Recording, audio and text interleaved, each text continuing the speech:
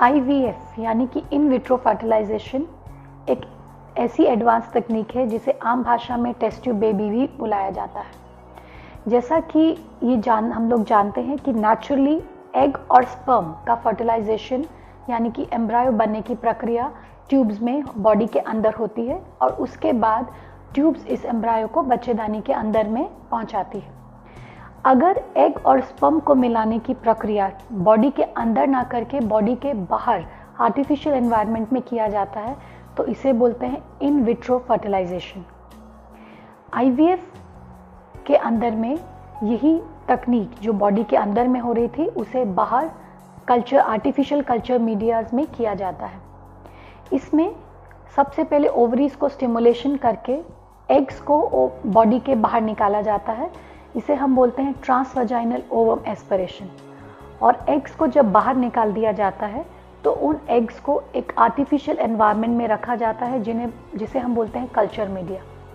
Culture media में eggs को रखने के बाद एक प्रिपेयर्ड सीमन सैंपल को एग के ऊपर में डिपॉजिट कर दिया जाता है और एग्जैक्टली वो माहौल प्रोवाइड किया जाता है जो बॉडी के अंदर ट्यूब्स में रहता है।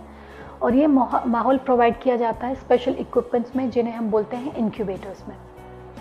इंक्यूबेटर्स में ये डिशेस को रखा जाता है और उसके बाद ये प्रोसीजर अपने आप उस कल्चर मीडिया में होता है। जैसे कि स्पर्म का एग की आउटर लेयर को पतला करना जिसे हम बोलते हैं एक्रोसोमल रिएक्शन, और फिर किसी एक स्पर्म का एग के अंदर में पेनिट्रेशन होना और फर्टिलाइजेशन की शुरुआत होना।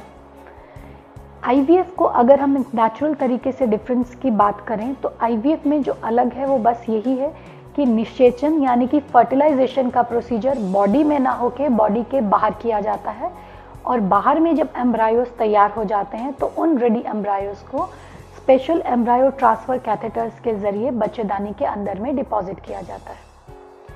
इस तकनीक के जरिए वो कपल्स जिनकी ट्यूब्स में प्रॉब्लम है, जैसे कि ट्यूबल ब्लॉक जो कि पैदाइशी हो सकता है या किसी इन्फेक्शन खासकर TB की वजह से, या अगर वो पहले बच्चे बंद का ऑपरेशन जिसे हम बोलते हैं ट्यूबल लाइगेशन करा चुके हैं और बाद में वो और बच्चा लेना चाहते हैं, वो इस तकनीक के जरिए फिर से बच्चा ले सकते हैं।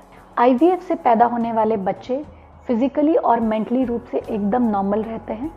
इसमें किसी भी तरीके की कॉम्प्लिकेशन होने का रिस्क मदर में या बच्चों में ऑलमोस्ट नेचुरल प्रेगनेंसीज जितना ही रहता है।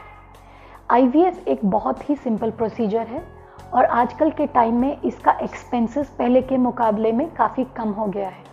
अगर इसे प्रॉपर तरीके से समझा जाए और एक सही जगह पे कराया जाए तो IVF एक बहुत अच्छी तकनीक है उन कपल्स के लिए जिन्हें बच्चा ठहरने में दिक्कत आ रही है, जिनकी ट्यूब्स ब्लॉक हैं या बहुत साल शादी के हो जाने के बावजूद सब टेस्ट नॉर्मल होने के बाद भी बच्चा नहीं ठहर रहा है।